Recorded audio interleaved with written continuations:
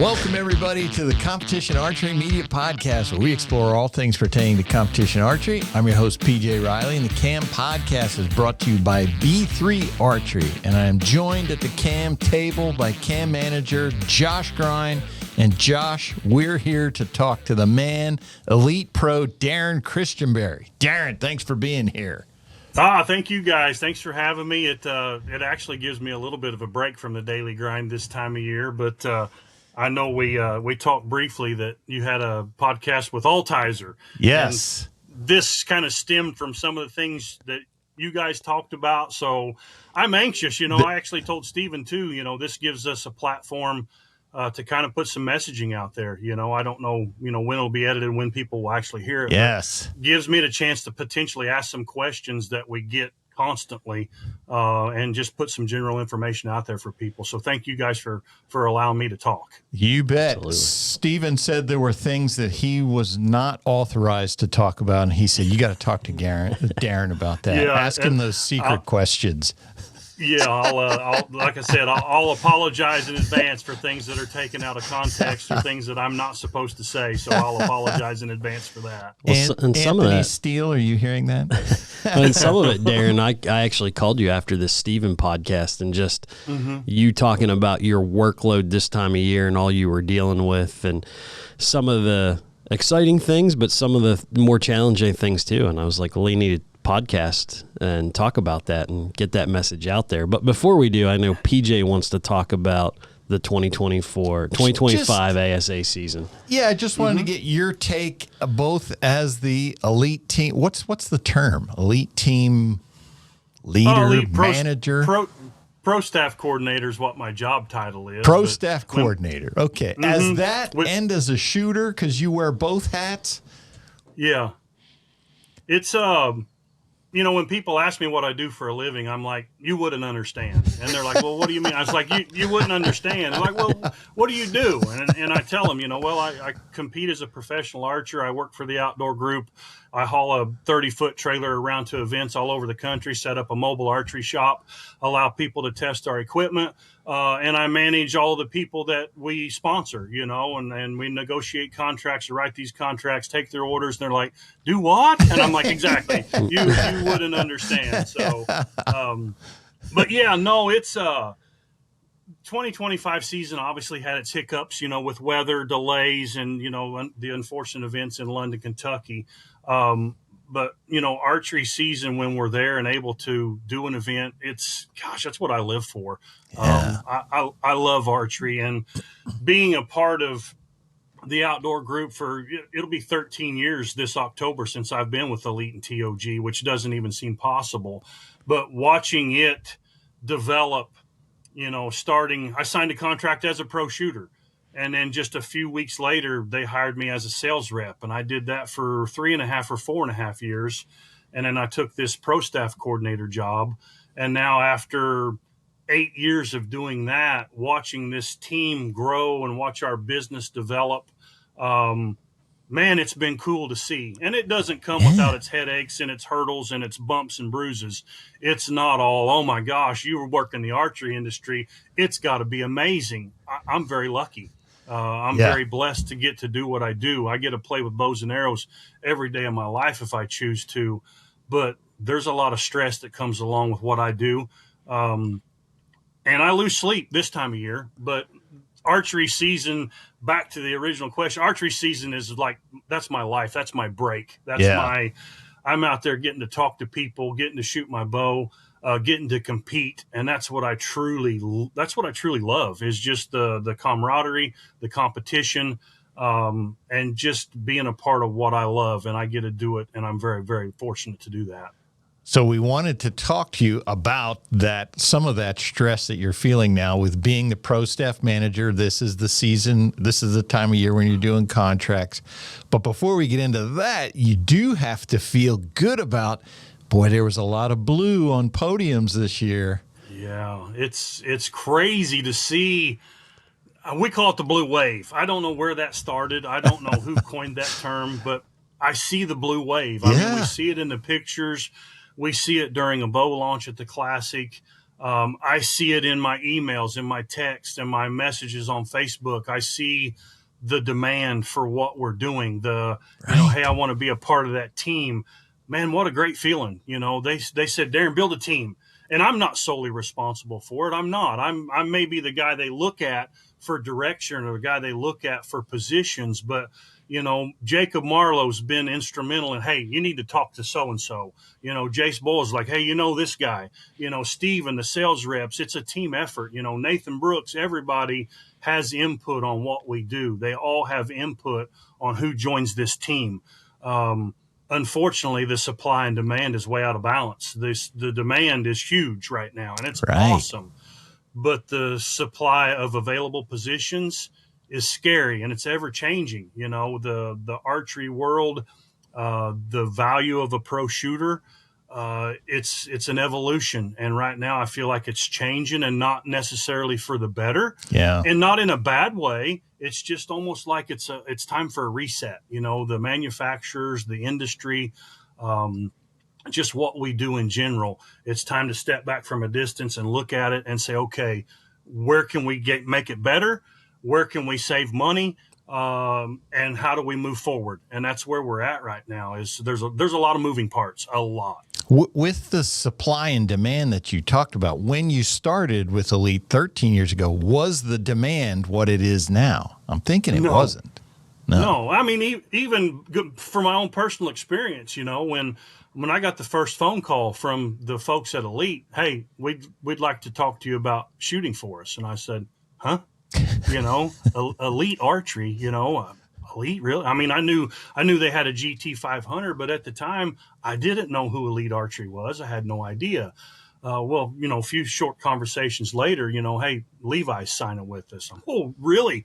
I mean, that completely changed my whole attitude. So I was like, I could see that going awesome. That would be really cool. So yeah, at that time it was like, Levi, me, then we had Garrett Ayresman, Mike Pollard, the Wilds came on a little bit later, Rio and Logan. And I mean, we just had a small splattering of staff. And then next thing you know, Chance, and, we got some big names, and then we grew, and then we grew again, and then we grew again. And then we lost some of those big names and reinvested some money. And it's just been spread so thin. If you look around on the ASA circuit right now, you probably see blue jerseys everywhere. And I feel that way. I feel like there's a lot of events where, my gosh, the blue wave is real. It's out here. But we take that budget and we spread it out.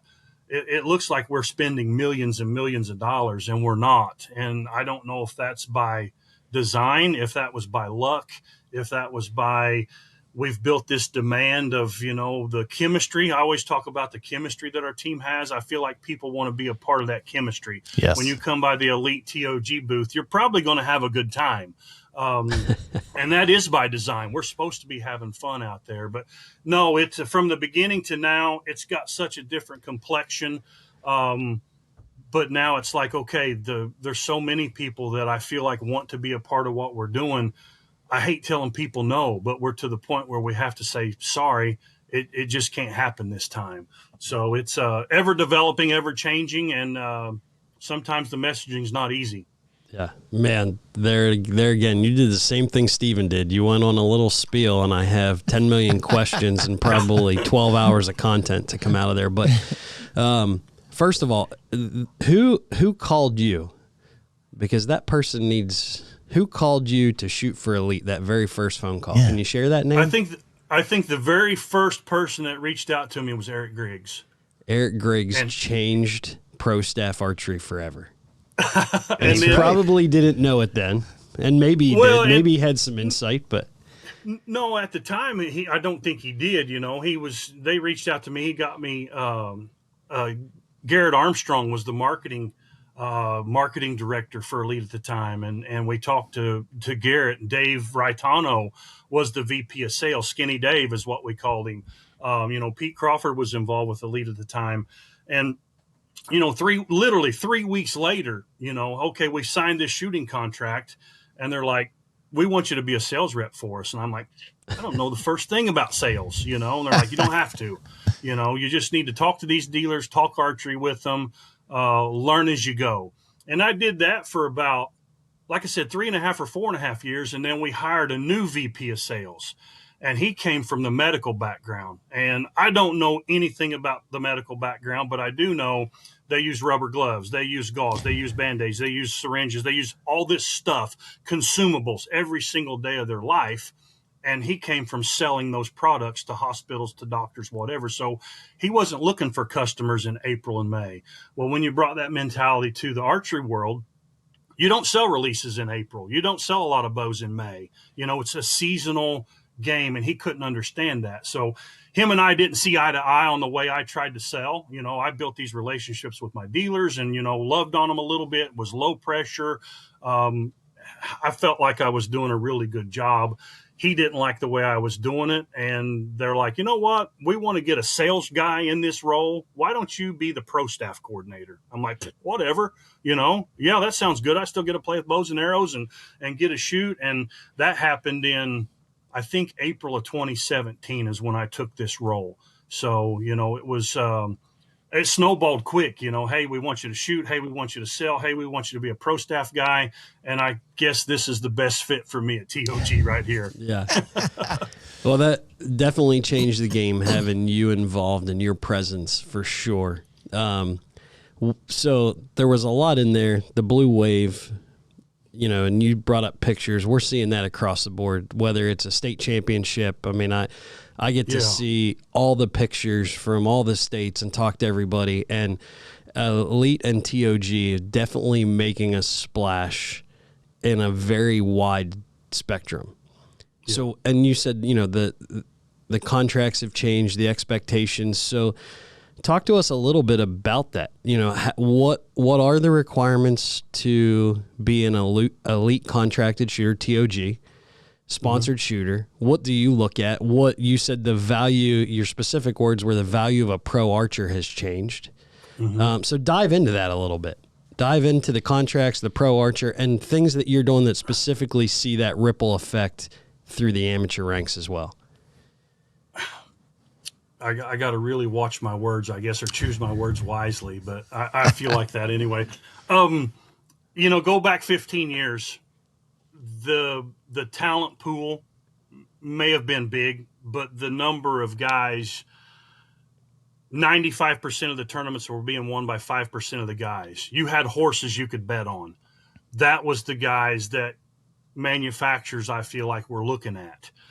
When I came on the scene, my sole focus, I want to be the best shooter. I'm talking back mid-90s. I had this vision of being a professional shooter. I was going to do it at all costs. And I didn't think about anything other than my own personal gain. I want to find out what I have to do to compete. I want to find out what I have to do to win. I want to find out what I have to do to get sponsored. I want to find out what I have to do to elevate me. That's all I cared about. And that's all I knew at the time. Well, then as I've progressed through my career and then started working in the industry, back before I worked in the industry, I went to the ATA show with my local dealer, and I thought, man, this would be a great time to pass out archery resumes. I was in the way, and I didn't even realize it. The ATA show, manufacturers set up, and they're there to write orders. They're there to do business. They didn't want to deal with some young punk that thought he was going to be a professional shooter and change the world. I was literally just in the way at the time. Didn't realize it. Then all of a sudden I'm working in the industry. I'm setting up at the ATA show, and I don't have time to talk about sponsorships. I got to talk to my dealers. We're trying to write orders, do all this business. So anyway, that was my vision of what I saw, or what I thought. And my attitude didn't really change about that until I started working in the industry. Well, then when I took this job, you had to figure out how to manage all that. Where is the value? And back at that time, it was the top names that you saw, the top 5% that won 95%, that was the guys that all the manufacturers wanted to go after. And I feel like as time has gone on, the talent pool has caught up. In the known pro division, for instance, which 5 guys are going to be in the shoot off? Roll the dice. Pick. Pick. Kyle Douglas is shooter of the year. Robert Householder, multiple time shooter of the year. Those guys are consistent. The cream rises to the top. But when you're trying to bet on horses again, per se, who do you bet on? And then how much money do you invest in them? And then what's your return on investment? And that's the struggle now. Where we were when we had 5%, there was big contracts available. And I'm talking big contracts where all you had to do was shoot for a living. Well, then as we've progressed and changed, the talent pool, well, we can't give everybody these giant contracts. So we've had to slowly reduce the amount of the contracts.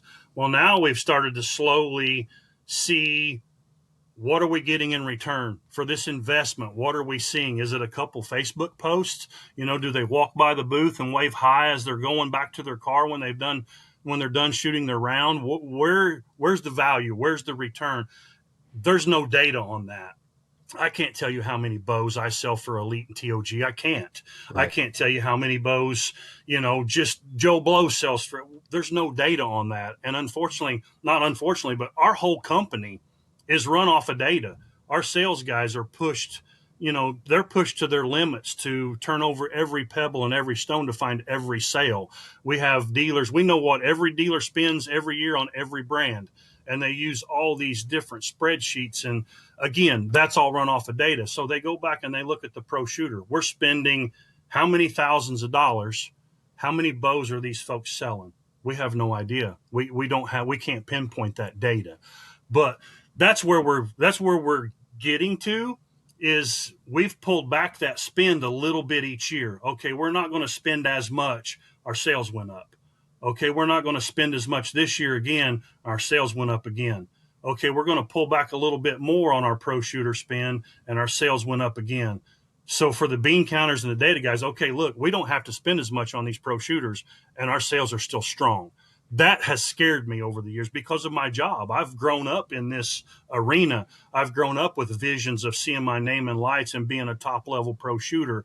Now I'm a pro staff coordinator, and I get to either make these dreams come true or hurt people's feelings. Sometimes it's a bad position to be in, but I feel like in a nutshell, that's kind of how it's developed. We had, a few horses to bet on. Now we have 1 million horses to bet on, and the pot hasn't gotten any bigger, so it has to be spread much more thin. So the visions of these full-time paid pro shooters, especially, I don't know what Matthews, Hoyt, I can't speak for any of those guys, and I don't mean to be disrespectful anyway to anybody. It's just what Elite and TOG has seen is we've spent a little bit less.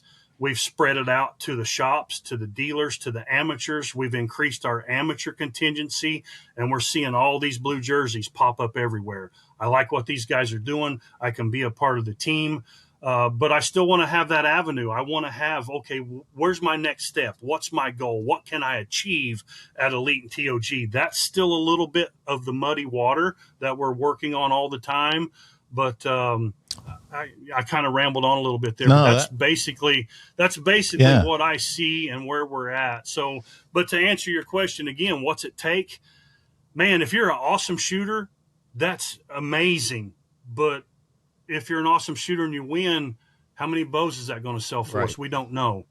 If you're an awesome shooter and you come by the booth and you hang out and you talk to people and you change mods, that's awesome too. If you're an awesome shooter and you help at our trailer and you have this great connection and this network in your local shop in your regional area, that's amazing too. If you work at a shop, if you're a buyer, a shop owner, you work behind the counter and we can put a bow in your hand and you can tell everybody that walks in the store about these products that we sell, man, that's pretty attractive too. So there's a lot of components to the recipe that can help, but there's not just one thing that says that's what we're looking for. Right. We're looking for the more components you can have, the better chance you have of being a successful pro staff shooter with TOG. When you started, did there come a time where archery was all, you were just a professional shooter? I know you have a background in electrical contracting, I think it is. Yeah. Was there a point where, boom, you stopped doing that, all I am is a pro archer? There was a very, very short window. I worked for General Electric Appliances for almost 11 years in Bloomington, Indiana. We built side-by-side refrigerators. I worked 8 hours a day, worked overtime if I could. And my job there dictated when I turned pro because I wanted to shoot for Rookie of the Year. That was one of my big goals. I want to be Rookie of the Year in the ASA when that time comes. And I was ready. I felt like I was ready to go. But with the work for General Electric, if you had 2 weeks of vacation, they told you when you took them because they shut the plant down for maintenance twice a year. Yeah. So until I got 3 weeks plus personal days, plus I played the attendance system, until I got 3 weeks vacation and could play the system, I didn't have enough days off to attend all the tournaments. So I had to postpone when I turned pro, which, it worked out in the long run. I did go pro in 2002. I won Rookie of the Year. But when I lost my job, they shut that plant down and moved it to Mexico. I went to school for low voltage electrical systems. I thought I wanted to be smart homes, which now is a huge thing. Fire security. I went for the low voltage electrical, and I did all that, got all the certificates. And when I got done with my school, no place to work yet. And I had a buddy that said, hey, I can teach you, hands-on the line voltage stuff, the real electrical stuff. So there was a short window when I was done at GE and done with school that all I had to do was shoot my bow. And I thought, man, this is what I've been looking for. This is the opportunity and the window that I've been looking for. And then people now say, you don't understand how expensive it was. Well, my rookie year, I paid for every single tournament that I went to out of my pocket. Right. And at that time, which was 23 years ago, I think I spent $11,000 or $12,000 out of my family's money traveling to chase this dream of being a professional archer, and I won $4,000 that year. So I lost like $8,000 of my family's money, and I sat back and said, I can't have very many years like this without financial help. Well, then the next year I got lucky, won the Triple Crown, and then Derek Phillips Matthews steps in. Hey, we're gonna pay your entry fees next year. Whew, that took a load off, Well, then, win another Triple Crown. 2006 came around. I won Shooter of the Year, won all these other events, and I got financial help because of my performance. As my career went on and my performance went down, I had to find other ways to be valuable. Be a pro staff coordinator, haul a trailer for TOG, do commentary with Competition Archery Media. There's other things that I do to try to build my brand to still have some value in this market. So backtracking just a little bit, that short window where I didn't have a job and thought I could be a full-time archer, the pressure that I put on myself to perform of, holy crap, I need to win a tournament so I can pay my mortgage next month. I did not like that feeling. I work way better with a bow and arrow in my hand when I have some financial security at home, full-time job, whatever it is. When I know my bills are paid because of my job, I can go out and shoot my bow and have fun, and anything I win is just bonus money. I feel a lot better personally like that. The reason I was asking that was I wanted to see, are you concerned for the future, given that, well, it sounds like you were working a full-time job anyway. Is the path more difficult now, do you think, for someone to be a full-time pro archer? I do. I think so. Because, I see the talent pool. I get the resumes. I get the emails. I get the text messages. I get the, hey, man, you get the recommendations. You should be watching this person. And I'm looking at our numbers, and I'm looking at my budget on what we can spend. And I'm like, I just don't have it. So you get this top level archer that's, maybe they just want entry fees right now.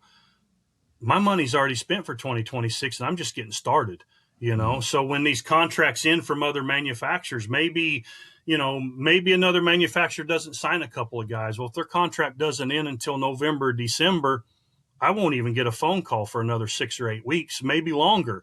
And I already know as of today, August 26th, that my money's spent. So the people that are on our team currently, there may be a few fluctuations with just some equipment here and there, but the pro shooter money of entry fees or travel or whatever level we're at, it's like we're tapped out right now. And it's like we're not going to add anymore. We're going to see how things go. And that's the scary part. Does it take 1 or 2 years for this to show up? Does the blue wave still continue to rush? I feel like it does right now, but again, I submit numbers to New York. New York looks through the proposal. They make adjustments where we feel like we need to make them, and then I execute the plan. And the numbers aren't what they used to be. So when the numbers aren't where they used to be, it limits the number of positions we can have. In that, following right up on that, then, is that potentially troubling for target archery as a profession? I don't think it's troubling. I mean, it's perspective. I just think people have to realize, you know what? I may have to get up and go to work, 4 or 5 days this week or 4 or 5 days next week, or I may have to find a job that gives me some freedom to go and shoot, because our contingency money is not going to change. Right. If you go win 2 or 3 tournaments a year with any manufacturer out there right now, you can win some significant coin. So it's not like, oh my gosh, my dreams of winning a few $1,000s or $30 or $40 or $50,000, those dreams aren't crushed.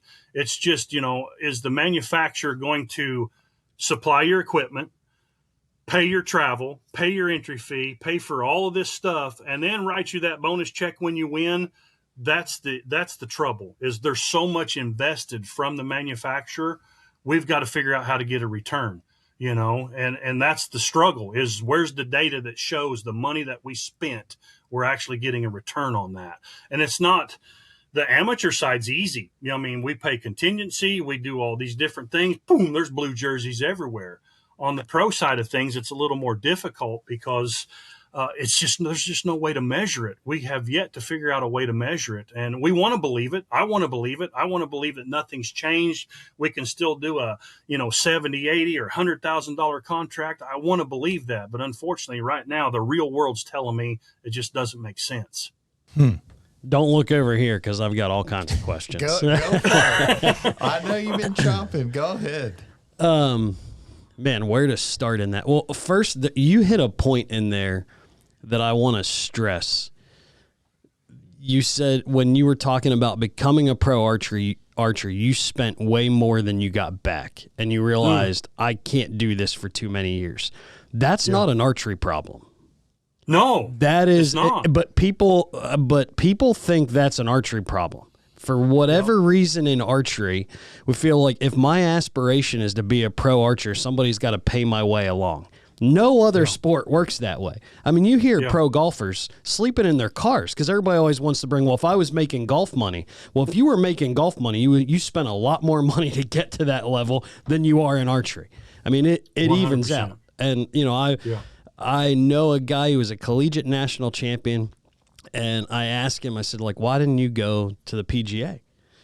And he said, why would I go to the PGA? He said, those guys are sleeping in their cars on the amateur tours trying to get that card. The amount that they invest to get to that point where they can win that kind of money is huge. And he's like, I'm a school teacher. I live on a golf course. I'm done every day at 3 o'clock. I can play golf all night long. I've got my summers to play golf. And I mean, even now he's older, still winning, the city championship, the state champion, an incredible golfer, but just chose quality of life early on to do what he loved without all the pressures that you alluded to. I mean, baseball's same. Well, every sport out there, if you aspire to be a pro archer, your investment is huge. Archery's relatively small. And I don't understand the mentality out there where my aspirations to be a pro archer, somebody's got to pay all my ways because it's expensive. That doesn't exist anywhere else. So that's I'll get off the soapbox on that. And that's a great point, because that's, the archery industry, the manufacturers, whatever it was, I was conditioned to think that, hey, I won this, and this, I deserve this, and this. Yes. And I didn't have to do anything for it. I thought showing up, shooting my bow at that tournament was enough. I literally thought that was enough. And then when I became irrelevant, I was like, holy smokes, now I'm starting to see clearly, what this should be, and maybe I fall short on direction. I still have my communication's not perfect with everybody that's on our team, and I understand that. I fall short in probably several arenas when it comes to managing a pro staff. I was under the assumption that people knew what they were supposed to do, and I feel like I try to lead by example. I'm at every event. I'm shooting a team shoot. I'm working my butt off at my house, because when I get to the tournament, shooting and practicing is not my number one priority. It's setting up that booth. It's answering questions. It's taking care of people. I'm practicing right before dark to get ready for the next morning. I'm out there competing, trying to shoot and win. I felt like, okay, if that's what this guy's doing, surely these guys see what I'm doing. Surely the team sees what I'm doing. Maybe they'll follow suit.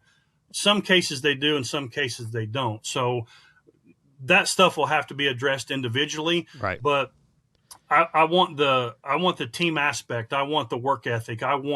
Maybe it's too much to ask, and I don't expect people to. If you're making money, it's a job. Exactly. Period. Exactly. Do your freaking job. And some of the pay, it's we have different levels of contracts, right, even with just equipment.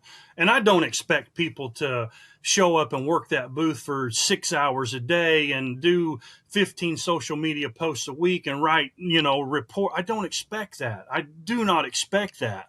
But, be involved. If you show up at a tournament and I don't know you're there, and the only reason I know you're there is because I saw your name in the results, that's a problem. Right. I spent a lot of time at that booth. At least come by and say hi. Yeah. So again, some archers didn't do themselves any favors. I'm guilty. I just thought showing up, man, I'm here. I'm here. That's not enough anymore. Yeah. We're searching for the return. We're searching for the return on investment. Kudos to you, because I think that your team, that Blue Wave, is one of the strongest. And you said something earlier that jumped out at me. You said, Jacob Marlowe has been key. Jace Boyles has been key. Nathan Brooks has been key. And when you were talking about those guys, I paused and thought a moment. They're all present. They're all in the vendor areas. And you feel like when you're talking to them, they are representation and have some say with TOG. There's a dynamic there that's different. I can go talk to, if I got a question, I can go talk to Nathan, Steven, Jace, and I feel like I'm talking to somebody with the same authority, not in job description, but the same authority with the brand and understanding and knowledge, talking to any of those guys as I do talking to you. And that's not a ding on you. That's a kudos. You have an incredible team that seems like they've been empowered to be out there and really represent the brand, and that's awesome. Yeah, I like that. I say it a lot. I like our chemistry. I really do. I mean, we have fun, and that's what this is supposed to be. Right. I mean, I don't want this to be stressful. I don't want someone to sign a contract for $1,000 worth of equipment and feel pressure.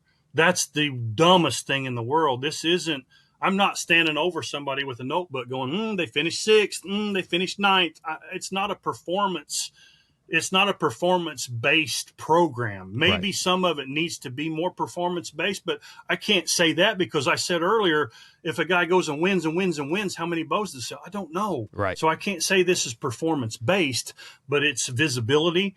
It's the perception of we're getting a return. It's the willingness to be present. Team shoots, kid shoots, visit the trailer, change some mods, answer some questions. There's a lot people can do to chip in to bring value. Right. How do you deal with, because I'm sure there are archers out there, like you said, who start winning and then start thinking, I deserve more, I'm winning. How do you deal with that type? What do you... I'm learning it right now. I mean, we had 6 different pros on the Elite Pro staff win this year. 6 different pros. And we haven't had that in the past few years. We get some seconds, some thirds, a win here and there, but we swept the podium at the Classic. I was just going to say, Open Pro, all blue. That's the first time it's ever happened. And it's like, okay, so now my mentality of a few years ago, if a shooter came into the ASA Classic and won the Classic, you reward that guy. You reward him somehow. Nate Atkins, he's been on our staff for 3 or 4 years. He just won the Classic in stellar fashion. What a fantastic shoot-off. Yep. I don't know what Nate's expecting. We haven't had our phone call yet and things. But, again, it's like, okay, here's my team. Here's my numbers. Holy crap. If I wanted to reward this guy with something, where does that come from? So I'm cherry picking bows. I'm cherry picking. Okay, we budgeted 10 events for this guy. He knows he's only going to shoot 8. I freed up 2 events. I mean, there's so much math and I have so many spreadsheets. It's ridiculous. And you're right. How do I manage it? I don't even know. There's no book. I ping stuff off Derek Phillips. Him and I talk during events. I mean, we don't talk business this time of year, but very few people do what we do. Right. I can't Google how to be a pro staff coordinator for elite archery. I can't research what the right answer is. I'm going to make mistakes. I'm going to hurt some feelings. I'm going to make the wrong decision once in a while. I have to live with it, unfortunately, and there's just no way to know what you're doing is right. I don't know if the direction we're going is right. Well, I don't know. I think when you say, how do you know it's right? I think back to something you said at Foley this year when Stephen Altizer made his first shoot down after that last arrow. Everybody was there congratulating him. You know, we had that video. He's crying. You're crying. Everybody's just happy for the guy. But then afterwards, the next tournament, you said, man, my phone rang off the hook from people saying, hey, man, I like that. I want to be on a team like that. Yeah. Yeah. It's contagious. And it's like, I mean, I said it earlier, this is supposed to be fun. I mean, I truly, people are like, what do you do in your free time? I was like, I shoot my bow, you know, really? Yeah, that's what I love to do. I want to go fletch arrows right now. I love building arrows. Yeah.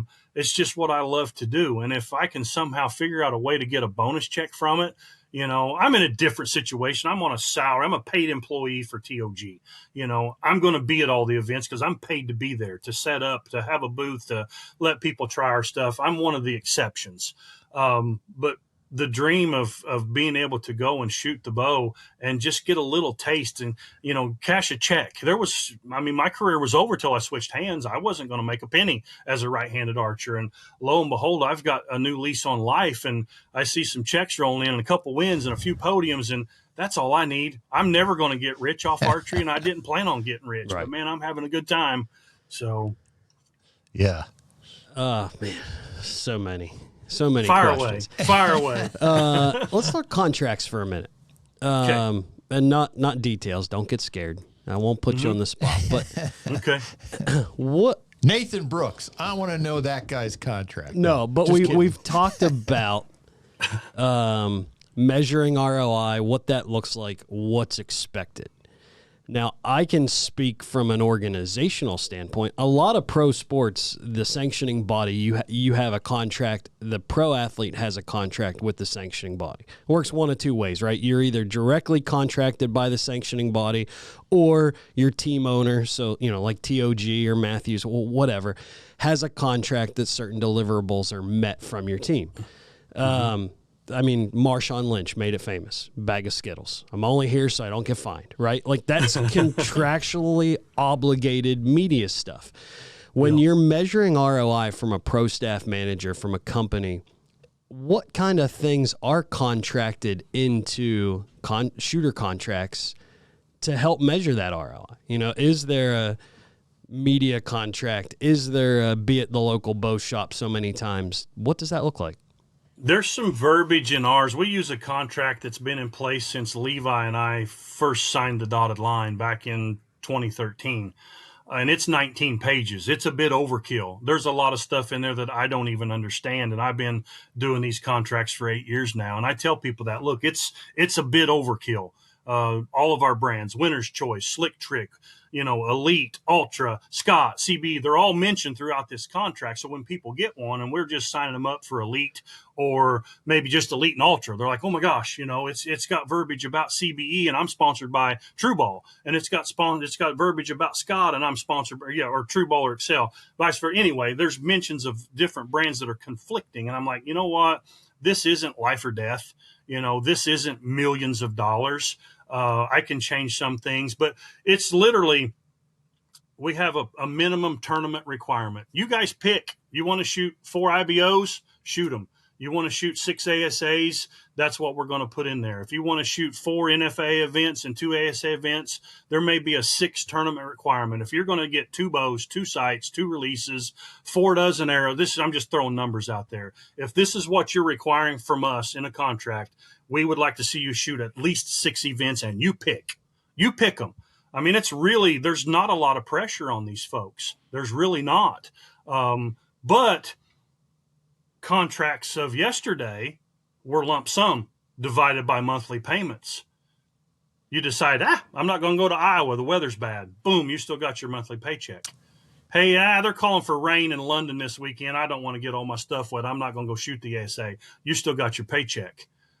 Now it's pay to play. We take whatever the negotiated number is and say, you're going to get this much per event.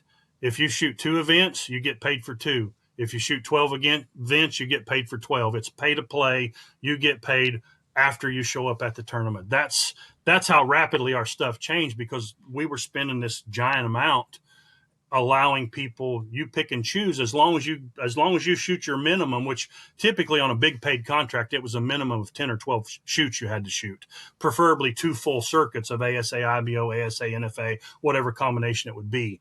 But then we still spent that money, that we were getting the minimum amount. Hey, I did my 10, that's all I'm going to do. Or I did my 12, that's all I'm going to do. Even though you could shoot 14, 16, 18, they weren't shooting them. So we've pulled it back to a pay-to-play program. When you show up at the event on Monday, I turn in a form to finance and say, pay, John Smith his whatever the determined amount was for his event, cut that check. So that's how it's developed. And that's our, I guess, return. We can make sure you're doing the minimum, but if that's all you want to do, then that's all we're on the hook for anymore. We're not spending thousands of dollars and not seeing, not getting some value from that money. The pay to play. All Has you have that to do changed? is pay to be an art, pay to be a pro. Oh, we're talking something different. Has that changed at all? Do you think the number of people then who are seeking to do that, the number or the quality of archers, or is the quality still there and the numbers are still there? People who want in. I think both. I think the quality of archers are there. There are people out there that deserve more than what they're getting. There are people out there that I feel like are earning better contracts, but our companies run on data. If they can show me, if you can show me a return, you're asking for this amount of money. If you lay out a business plan and show me how we're going to recoup that money, or at least say it's a smart investment, then we'll entertain it. I mean, nothing's off the table. There's nothing off the table. It's just a matter of how do we measure it? And there's no way to measure what we're doing out there right now. I can measure what Stephen Altizer's doing. I can tell you how many bows he sold, how many dealers he's got. I can tell you exactly what he's doing. Right. But you take any professional archer that's out there shooting multiple events and say, walk into your local bow shop and say, do you know who Darrin Christenberry is? They'll be like, huh? Do you know who Levi Morgan is? I think there's other people you could use. I'm not sure you'd be a great example. Well, anyway, I was going to use, just a professional target archer. Yes. Right. A professional target archer versus a Levi Morgan. People are going to know Levi. Levi's moving the needle. I mean, he built his name on tournament archery. He had the TV show. He's investing in these companies and part owner in companies, and he's a needle mover. Yeah. He built a brand, and you can invest in that because you know what you're getting. Right. And when you sign up this guy that sent this resume, I won 13 state championships. I finished second at this. I finished fifth at this. I finished 25th at this. It's just a piece of paper to me anymore. Right. Okay, what do I get in return? International's the biggest secret for me. I get all kinds of people that message me about sponsorship internationally. Who are they going to send? Where are they going to send a potential customer to buy our bow? Right. JVD's a distributor, Big Nami, all these different. I don't even know how it works there. Here, you can drive 40 minutes in any direction from my house, and you'll find a bow shop. Yeah. And you can drive 40 minutes in any direction from that shop and find another bow shop. So the dynamic's different here domestically than it is internationally. But for me, if somebody wanted sponsored and I sent them equipment, I have absolutely no way to measure how effective they are. I don't know who their shop is. I don't know. There's no data on that. And that's something that we probably need to address, because I feel like for Elite and TOG, the international market's still completely untapped for us. Is there any kind of social media component in the contracts? Do you stress that?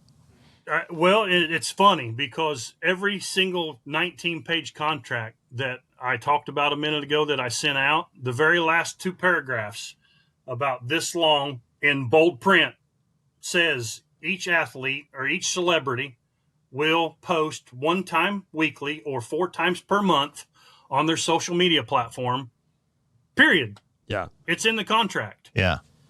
I could go probably breach of contract every single person that signed the dotted line. I could probably, myself included, I fall short there. I'm not going to lie. I'm in my 50s. I talk on the phone all day long. The last thing I want to do is go over and make a TikTok video. Right. I'm not doing that. These youngsters that are very, able with technology, it's probably a habit for them. They can continue to do. And I think it's important, me putting one post out there 1 month, it just floats down the river. Everybody gets to see it one time and it disappears somewhere. These folks that are constantly throwing stuff in the river and this stuff's floating by and you have this continuous flow of content, those people are effective. They're building a brand. They're giving us impressions. They're increasing visibility. That has to have value. There is value there. But that's what I want to see in target archery. You see it in bow hunting. Everybody does that. You see it for the TAC, Total Archery Challenge events. People just going and having fun, making content, all that, bow hunting. And I just don't see it, at least to the same volume in target, any kind of target competitive archery. Oh, it's not even, I mean, close. Like, you can't see it. And that's where, I think about, I've had so many thoughts as Darrin's been talking, but, let's say the guy who goes to 12 tournaments and he wins 6. I have the viewership data. Like, we know, and anybody can get it. It's not hard. Whether it's, World Archery is a little difficult because it's behind a paywall, but if it's USA Archery, ASA, NFA, IBO, it doesn't matter. We can see the viewer data. Yeah. Archery is not that well viewed in the grand scheme of sports. So that podium picture, if the only thing you're doing is showing up and winning tournaments, it's not doing anything. Especially if you are a hermit and don't build a personal brand, it's really not doing anything. An ASA, it gets viewed live by about 45,000 people. Live. Now, then it gets rewatched after that. But live, we'll say 45,000 people on average. First 3 months are really good. Once the weather gets warm, so average 45,000. You're only, and guess what? That 45,000 people, they're all archers. Yeah. So if we look at what did you accomplish by getting on that podium for me? You don't do social media posts. You don't go to your local shoots. You don't have a local bow shop. You think that just standing on that podium is worth some value. That value, if we look at numbers, is for 45,000 archers. The only thing that you're potentially doing is driving that, you and I have talked about this, the whole archery industry. We don't seem to be very good at looking at how do we grow the whole pond. It's how do I get 2% of TOG? How do I get 2% of Hoyt sales? How do I get 2% of Matthews sales? If you're a pro archer, the only thing you're doing is getting on the podium. You're not in the vendor village. You're not at the pro shops. You're not building a brand yourself. Only thing you're contributing to is maybe trying to move that 2%. Because the only people that know that you won or know who you are that 45,000 people watching live. Yeah, and that's a great point that you made there too, because we talk about market share. It comes up in all the sales calls. It comes up in our sales meetings. It comes up market share. We're all fighting for the same piece of pie. Right. We got to get the pie to grow. Right. The pie needs to be bigger. There's room for everybody, but we just need the pie to grow. And like you said, is standing on that podium enough? It's not bringing new people in. Right? No, we write that big check. You're getting rewarded whether you're on staff or not. We have an open contingency program. If you show up at a tournament with an elite bow and we don't even know who you are and you win, I'm going to write you that check for $12,500. Congratulations. It's yours. Yeah. It's such a funny, just the whole recipe, the whole dynamic of everything. There's just there's so many views, so many ways to look at it, and it's all arguable, but like you said, it's what's enough? What's enough? I don't know. I still don't know. I think we work on it every day. I think there's some data that you threw out, and I'm not talking necessarily exact number data, but you said we've been spending less, cut back, and we're still successful. And so that's driving this mentality from a business owner. And people get mad. I've had people say to me, this is a rabbit trail, but, and I've heard it said about the steals. Well, they're just about the business. And, I've heard people have said that to me at ASA, like, you don't care about archers, you're just about business. And I'm like, well, there's an element of truth to that, because if we don't have the business, you don't have anywhere to come and play. So I've got to keep this business rolling forward. People like elite bows. The steals have to make decisions. Josh Sidebaum has to make decisions on keeping that business profitable so they can continue. So, there will always be an element of business. And so looking at elite, and you said we cut back, we saw growth.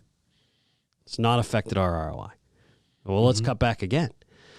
Well, my assumption would be, and correct me if I'm wrong, okay, we've gotten rid of some of the, I've heard the term super contracts, right? We don't have near as many of those. So my assumption would be that you have people coming on board that are willing to take less, right? So, and what are those folks doing when they're signing TOG contracts? And I know this is true. They're shooting their local shoots. They're shooting their state shoots. They're involved in the local league. They're involved in a local club. So they're responsible for ROI, because whether or not they're bringing somebody else into competition archery, and I'll use Ryan Reed as an example in Kentucky, because I think he's doing a bang-up job for everybody he's representing, whether it's TOG, ASA, whatever. They might go to a shoot or see Ryan at a local shop. They've got no interest in competition, but they see him in his elite jersey. They see him shooting his bows. They see the community he's building. They start asking questions that might, in turn, relate to a sale of a hunting bow. It's like, well, he loves these bows. Let me go shoot an elite hunting bow and see. And so I think the impact across the board is we're spending less, but we're spending it on people that are more involved. Because I could argue that somebody that's involved at a local state shop level is more important than somebody standing on top of that podium under the current structure. Now, I think there's a change that you build the value back. And I think PJ's question and concern about competition archery, yours, where is this thing going? I think there's a restructure that's going to take place. And I think it's going to initially add more value on the grassroots level, because at the end of the day, competitive archery needs accessibility. Ranges are closing, 100%. Clubs are closing. It's not as accessible. You can't drive through a town in America and not drive by a baseball field. Golf courses. Courses. Look how big golf is. I mean, every 6 miles there's a golf course. Tennis courts. Accessible. People talk about cornhole. Like, how is cornhole? I can play cornhole every night of the week at a different bar with different people. I mean, and I do. Like, it's accessibility. And so for so long, I think archery's invested at this top tier that doesn't have that influence at a grassroots level. We become so event and pro-centric that we've cut off the bottom, we've cut off the legs. And so I think that restructure takes place, and I think Elite's hitting a home run and TOG's hitting a home run because you're strengthening the grassroots. Yeah, and I think, and what you said there made me think of a couple of things. It's not like, when I say we've cut back and we've cut back, it's not all negative. It's not like, oh my gosh, they're trimming it down, they're going to eliminate that program. No, what Anthony's doing, what Josh is doing, what the leadership team's doing is they're looking at the data. We run our company off data. Okay, we've invested hundreds of thousands of dollars for all these years, and the pie's still the same size. Right. We're going to take and cut this money back, and we're going to spend it in other avenues. And guess what? They spent that money in other places, and our sales started to go up a little bit. Yeah. So they're just reinvesting some of this money. We're not spending as much. We have no intention of getting out of this game. We have no intention of not supporting ASA and NFAA and IBO and pro shooters. We have no intention of not supporting these programs. We're reinvesting dollars because we've spent so much and the pie's the same size. We're reinvesting dollars to try to get this pie to grow. Maybe our programs grow again. If we're all fighting for bigger pieces of pie, we can spend more money. Right. They're just reinvesting everything right now. Some of the stuff, I sit in on a sales call every Thursday morning at 10 o'clock, and I sit in on a marketing call every Thursday at 11:30. And some of the stuff, the reports, the information that we have based off of every single thing that we do. There's nothing that we do that does not get monitored. Everything we do is watched from inception to finish to see if it's working or not. And Anthony's making adjustments as we go to have a successful business. So I don't want people to think, oh my gosh, Darrin said on the podcast they're cutting back. We're reinvesting in different areas to try to grow this pie. Yeah. And I see what they're doing, and it blows my mind. I'm like I said, I'm 55. I struggle on a computer to do my day-to-day job some days. I don't know all this technology, have no intention of learning it. But what I see that's in front of us right now, holy smokes, it's so complex and it's so neat to see. And we can tell, is something working? We can tell now. Is something not working? We can tell. So Right. The information is letting us spend our dollars more wisely to continue for our business to grow, so we can invest more money back in shooters, shop owners, amateurs, and pros alike. That's the goal. Let's reset this. Let's figure out how to continue to let this be a sustainable program. That's what our goal is. Yeah. And I mean, you guys from the outside looking in are doing a great job at that. And one of the things I think just that to kind of piggyback on all of that, you know, the thing that I hear all the time is we need outside money. We need outside money. I think some of these changes that are taking place, whether it's growing at the grassroots level and we're seeing, you know, ASA, and I said it in the Stephen podcast, like if I look at our numbers this year, everybody says competition archery is dying. No, it's not. Our numbers were very strong. At a Pro-Am level, we were relatively flat this year, and you got Kentucky and Metropolis in there. But at the state and local level, we're growing. That actually is going to translate into non-endemic dollars way faster than another 10,000 views at a Pro-Am, because influence is growing. And let's face it, archery, we don't have the big characters. To your point, somebody wins, they walk into a pro shop, nobody knows who they are.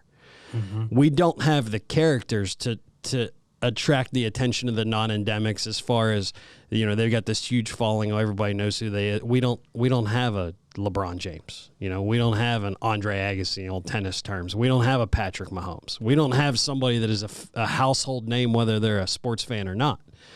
So the only thing we have is numbers. And as we see the state and local stuff grow, our memberships grow, that will translate to non-endemic money, which then lets us reimagine how we reinvent the wheel across the board.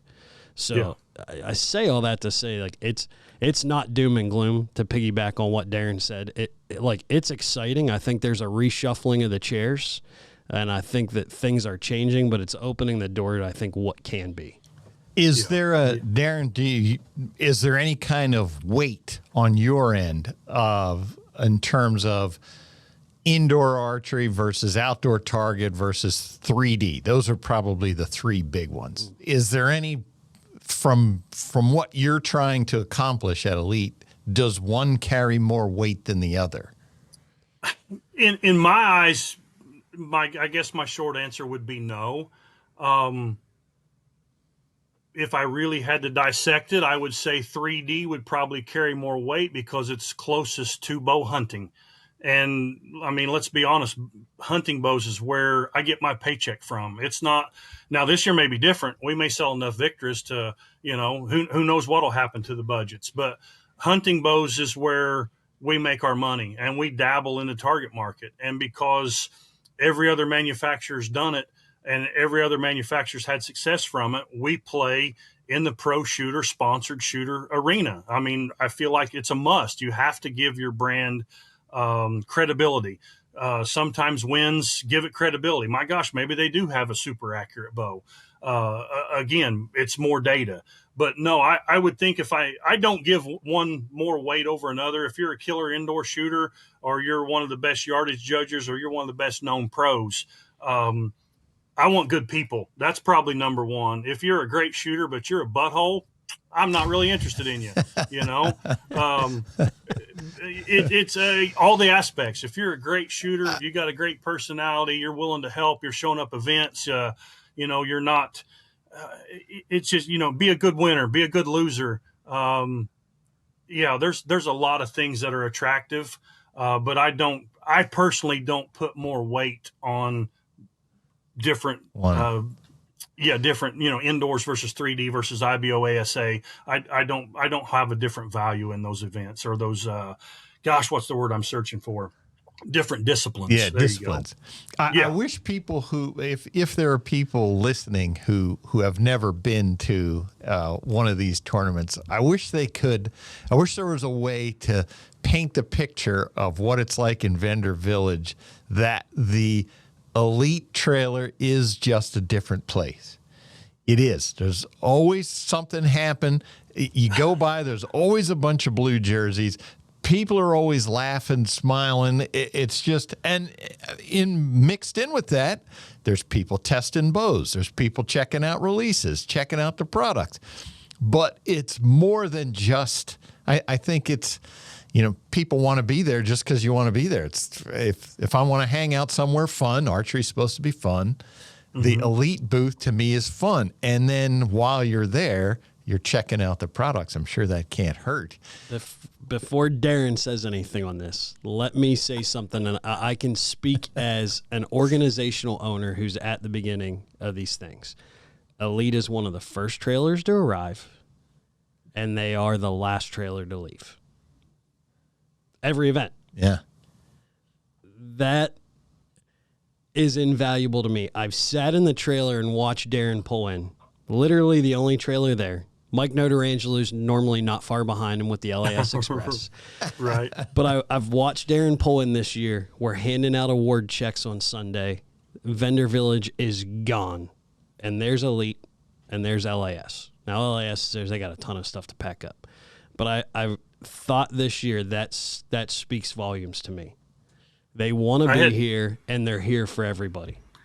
I had people come by this year, more than one. I can't say 2, 10, 20. I don't know how many it was, but more than once, multiple times, people came by and said, we will be shooting an Elite next year because of this right here. And I'm like, what's that? You're still here. Yep.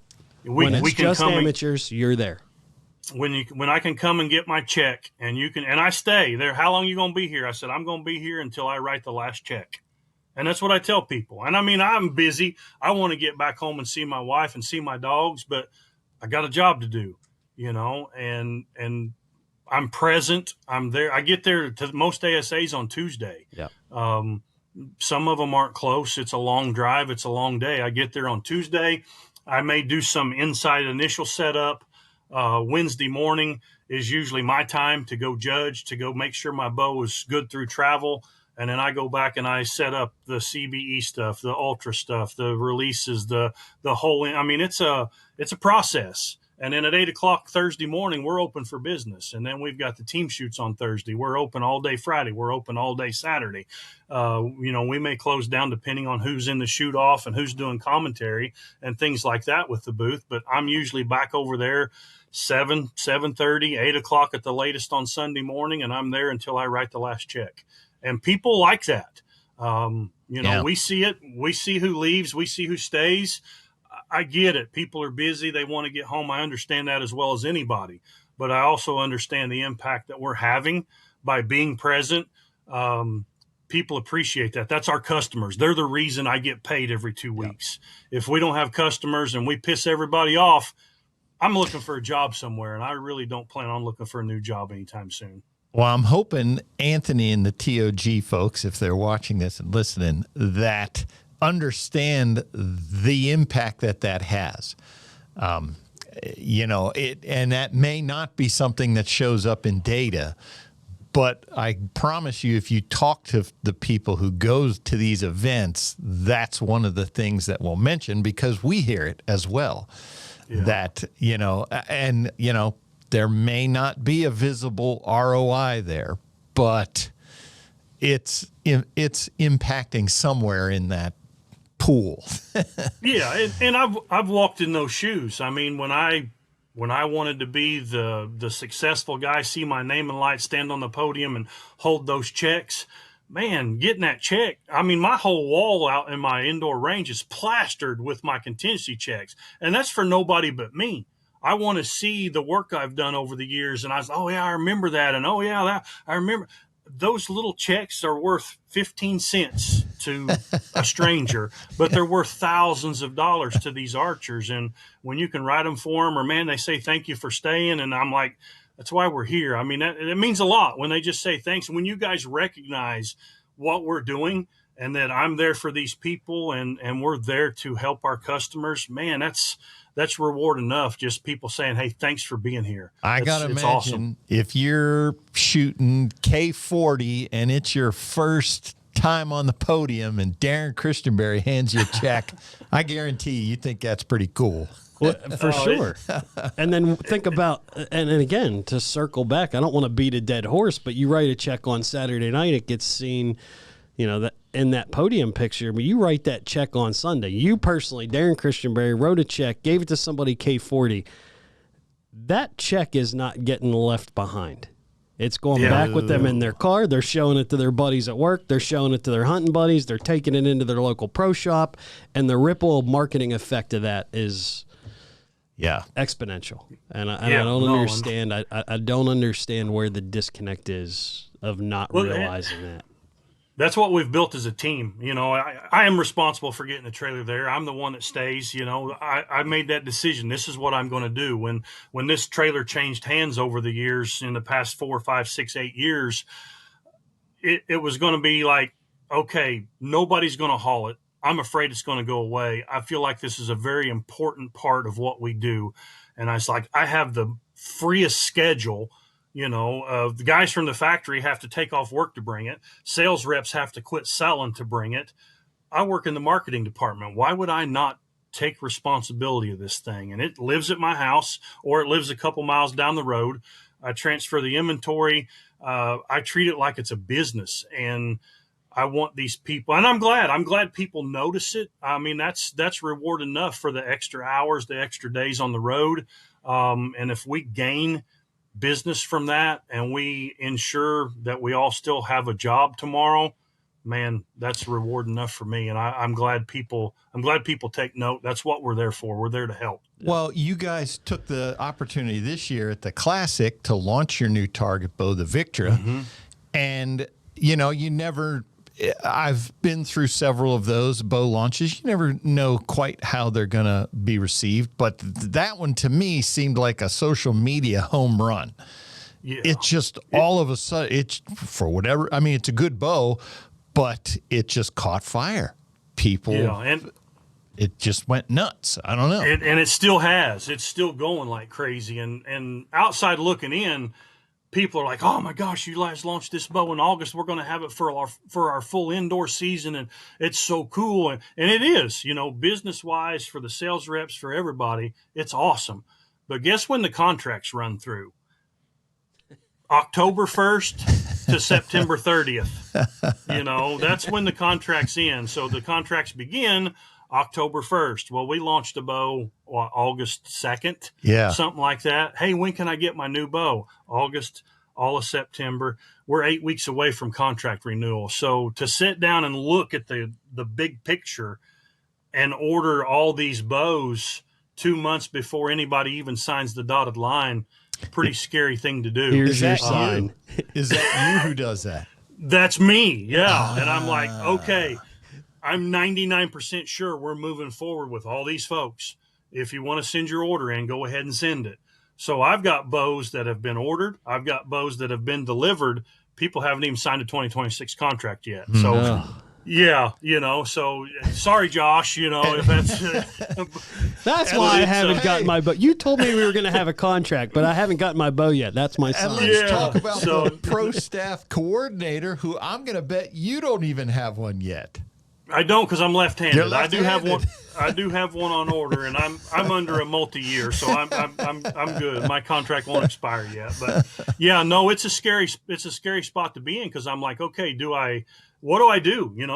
And I asked Tommy Gomez is in charge of production at the Outdoor Group, and he decides what we build and when we build it. He fills the assembly lines with what we're going to build, and I'm like, when do I send these bows in? And he's like, what do you mean? I'm like, well, do you want me to flood the factory with promotional bows in August and September?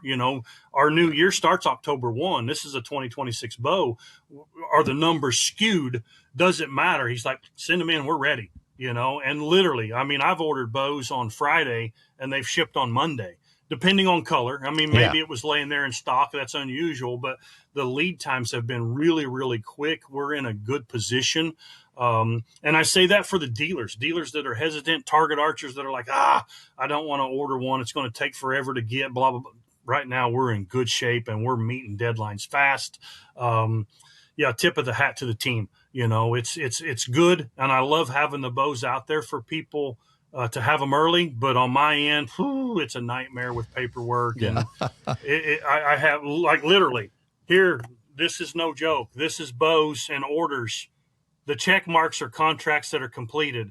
Anything that doesn't have a check mark is names that have placed an order that I don't have a contract. My in name place wasn't yet. on there, Yeah, PJ. Can I see? Yeah, I scanned it real quick. I didn't see me on there either. No, You're on the second page. Okay. Can I ask, because, and this is something I have no idea, what kind of numbers are we talking about in terms of people, bodies that would be eligible, that Elite would take on as team members, whatever that means? I have no idea how many people we're talking about that you deal with. I have it on a spreadsheet. If I can look here, I didn't lose you there, did I? Nope. Okay, let me look here real quick. I can tell you exact numbers for 2025, what we had on actual pro staff. Yeah, pro staff. And this is broken down between paid pro shooters. This is broken down between just equipment, people that may get one bow, people might get two bows, people may get a bow and a set of stabilizers, people might get a bow and a couple dozen arrows. It's with us having so many brands, it's very complicated. But if I look at true pro staff that is under, I don't have the number, daggone it. I can tell you exactly how many bows we give away, but that might be information we don't. Ballpark. Josh might not want that going away. Yeah, he might. I'm going to say about pro staff under my sole direction. Yes, is probably around 50. Okay, which is not that many. How many applications do you get a year? Oh my gosh, I don't even know. I mean, I tell people, look, I can't reply to every email. I can't. I don't have time. Right. And people, they send resumes and some of the stuff, depending on how they word their email, it may go right into the trash. Hey, I shot this and I deserve, that doesn't set well with me.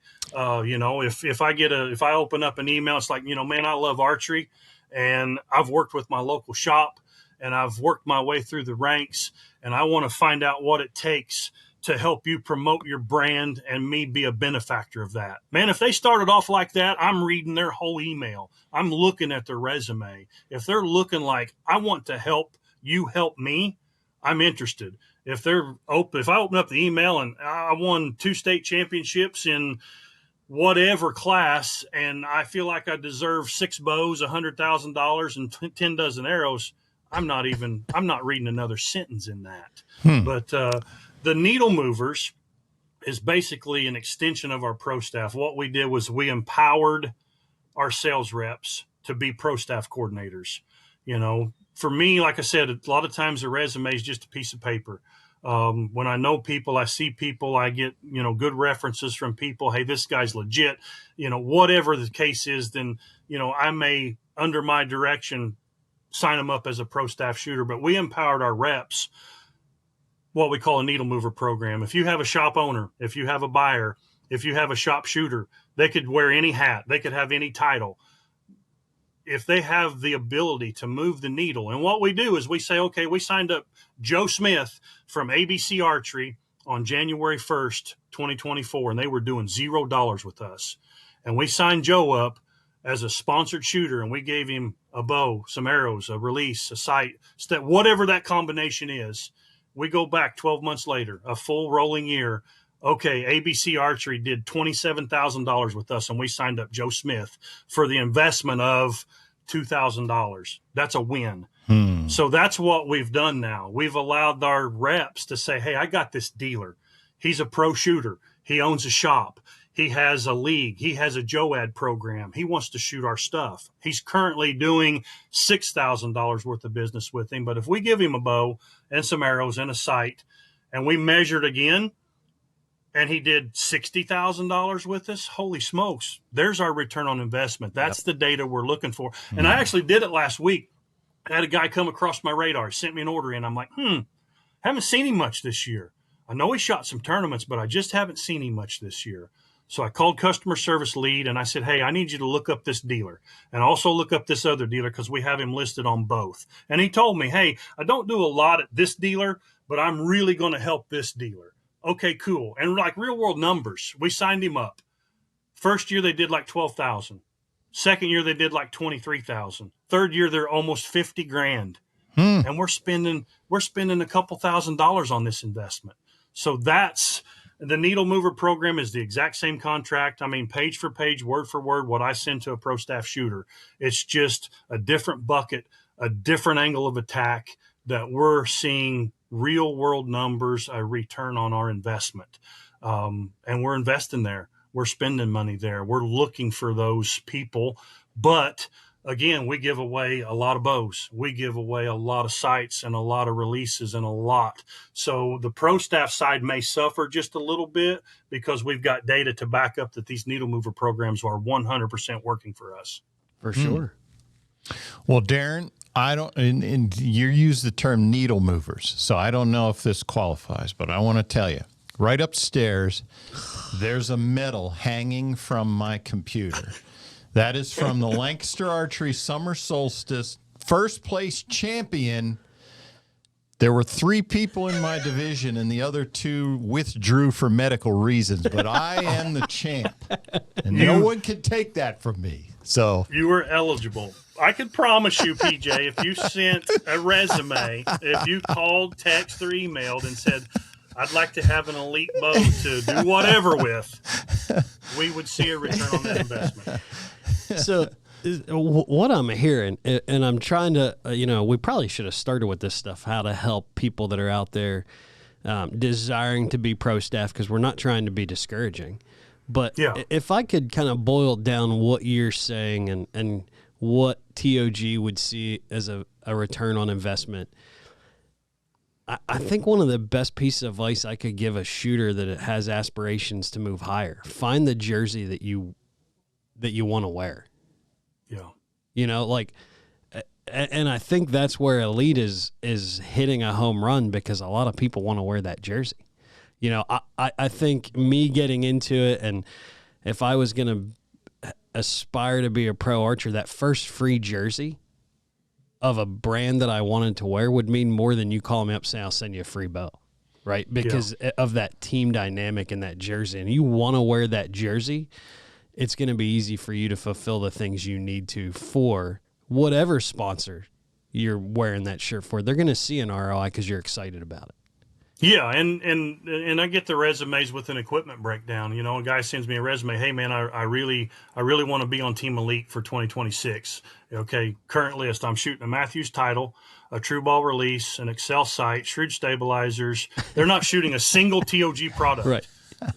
That person can't take precedence over someone that's been shooting our brands out of their own pocket for the past 3 or 4 years that finally submits a resume. Hey, I think I'm ready, or I want out of my class. I've been shooting Elite for 4 years. They've come by the trailer. Hey, do you need any help there? No, we got it covered. Thank you for checking in. That guy is on my priority list. I've got interest from great shooters every single year. I have a lot of people to choose from. And unfortunately, with the way we've trimmed things back and the budget dollars we're working with, I got to take care of the team blue, the people that are supporting our brands and have supported our brands in the past.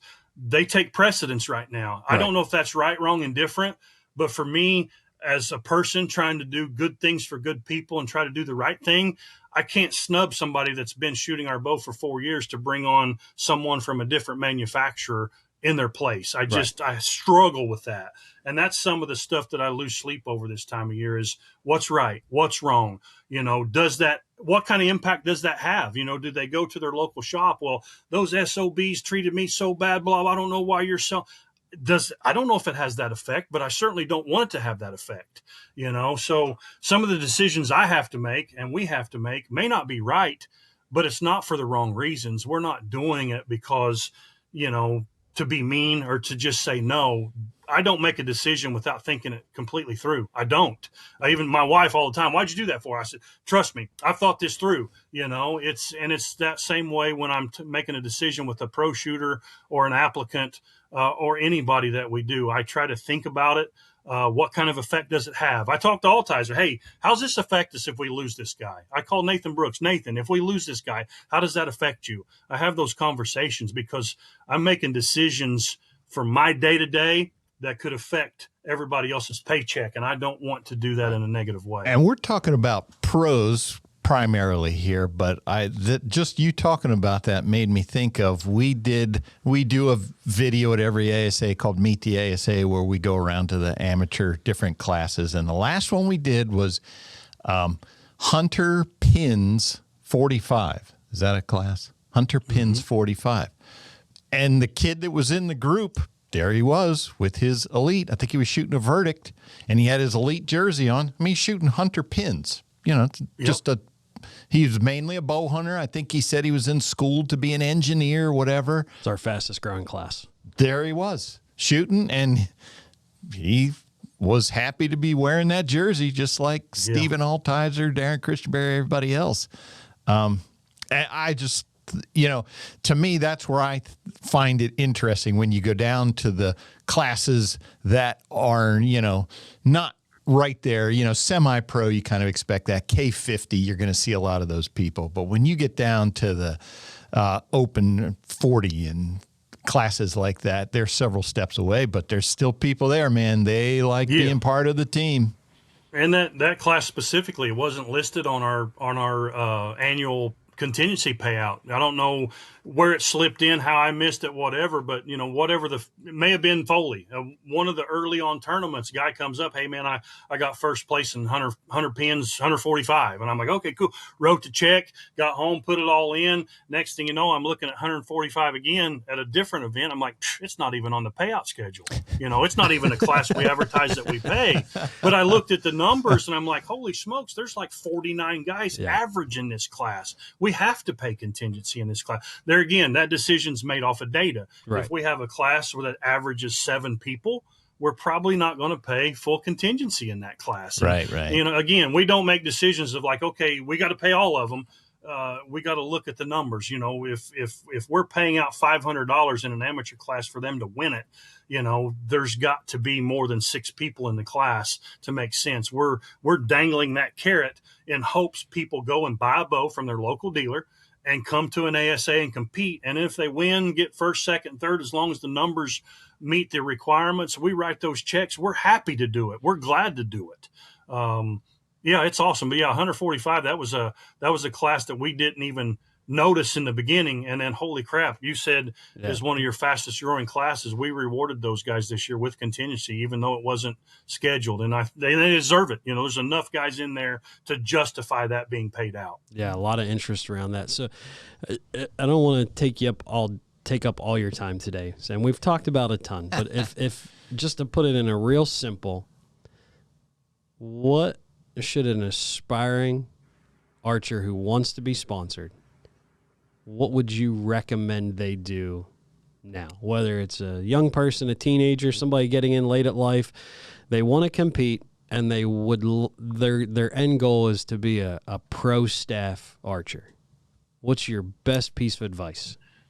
You have to find ways to be valuable, and if winning tournaments is your perception of value, if, coming by the jersey that you choose, if you go by the Matthews booth, the Darrin booth, the Hoyt booth, the Elite booth, whatever, go by, introduce yourself. Hey, I'm so-and-so. I have dreams of being a pro shooter. Is there anything I can do to help? Make yourself available.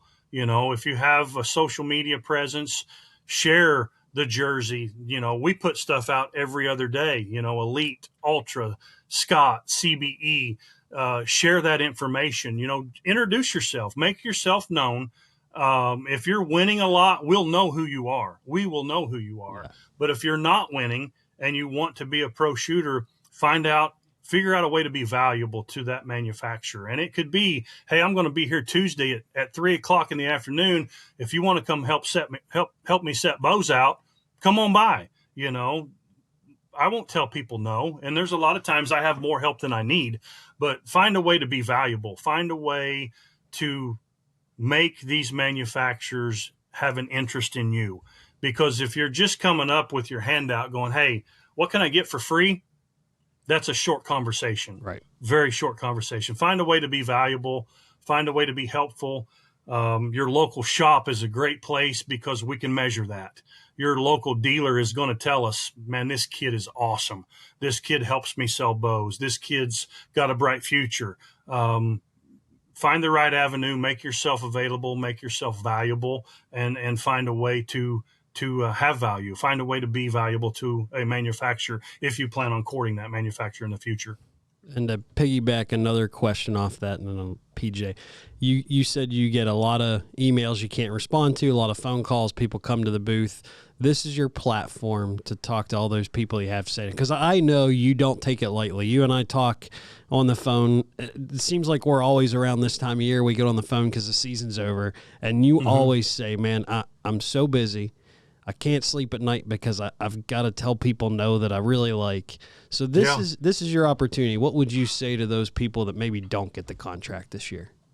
It's not personal. None of this is ever personal. This is business. And, we've got, a team of people that are basically grandfathered in. There's not the guidelines or the outline of, and it's something that we've discussed recently, the what do I do to maintain?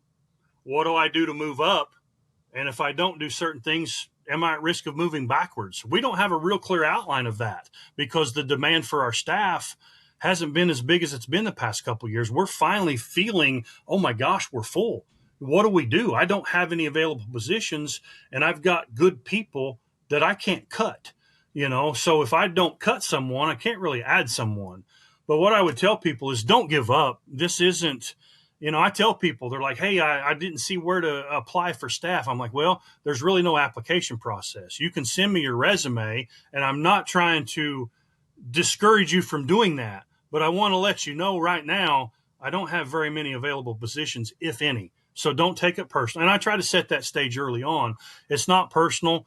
It's give me a reason to put you on staff that make yourself different from everybody else out there.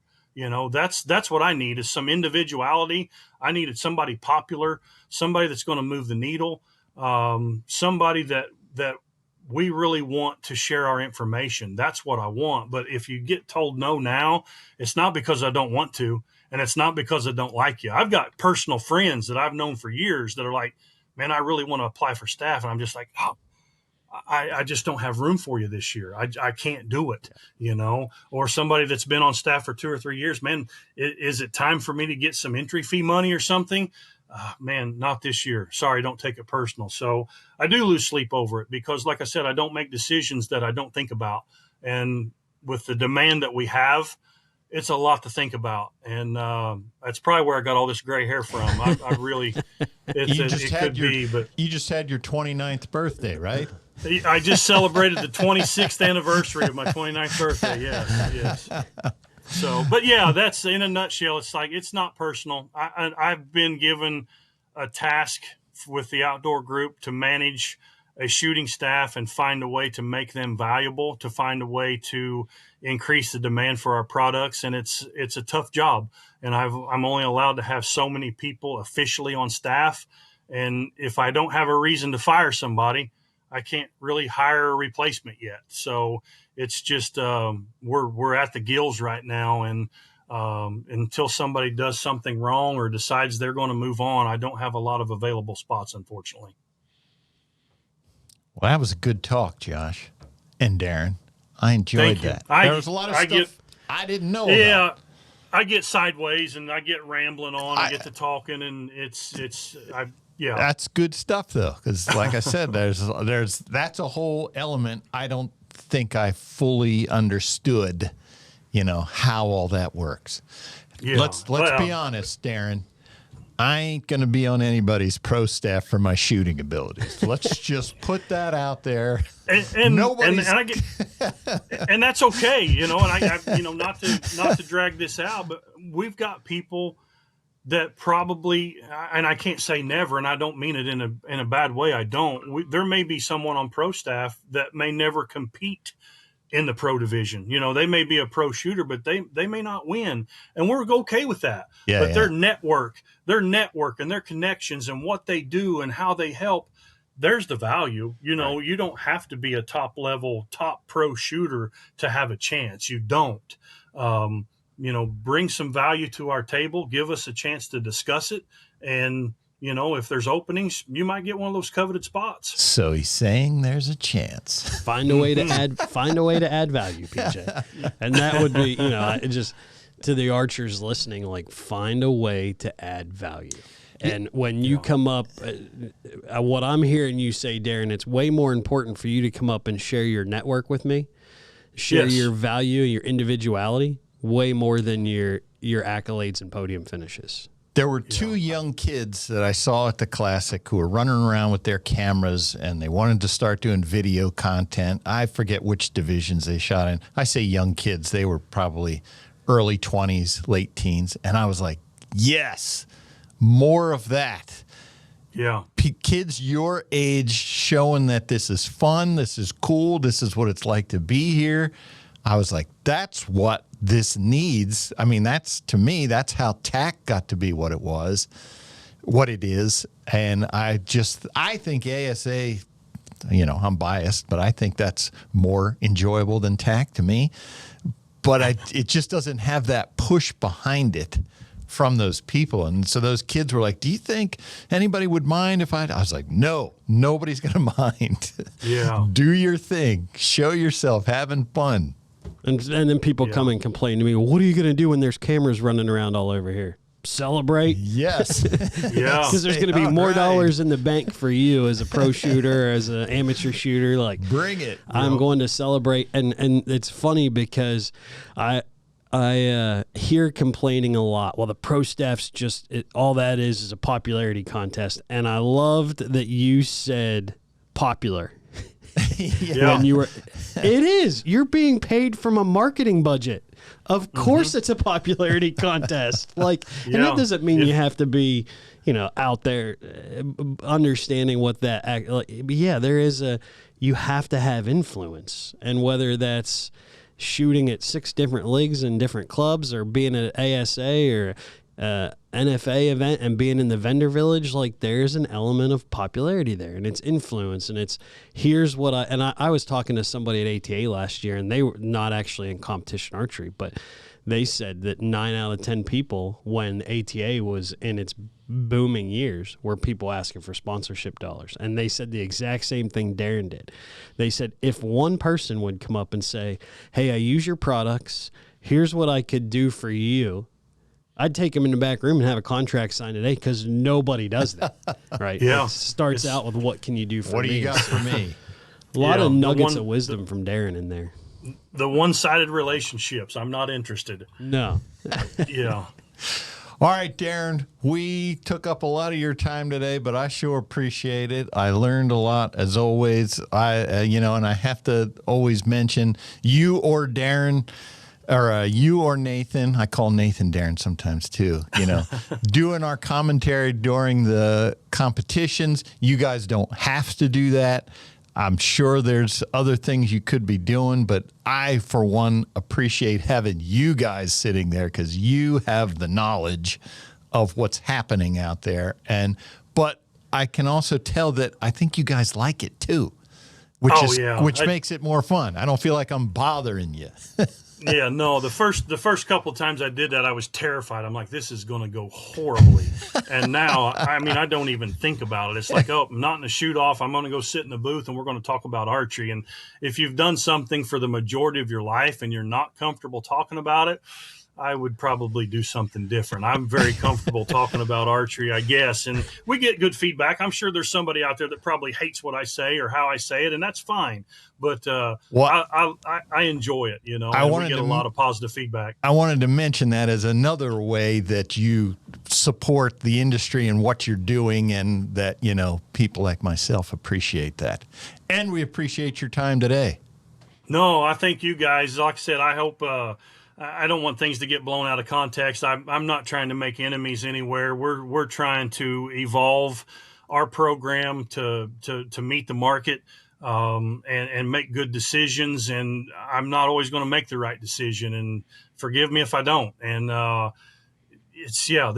supposed to have fun, and we're allowed to do it. We've got a program that allows a lot of people to have some fun, and man, just enjoy archery. I enjoy it. I hope to get a few more years out of it. And this is good stuff. So don't take anything personal. I hope everybody got something out of today. And thank you guys for allowing me to talk about it, because I feel pretty good. Got some things off my chest a little bit, and got a couple hour break away from the grind. But I appreciate you guys and all you do and helping the sport that I love. Thank you so much. All right, thanks folks. For your time, Darrin. Thanks, You're Josh. welcome. Thank you. Thank you all for tuning in today. That is another episode of the Competition Archery Media Podcast. You can find it on all the platforms wherever you find your favorite podcasts.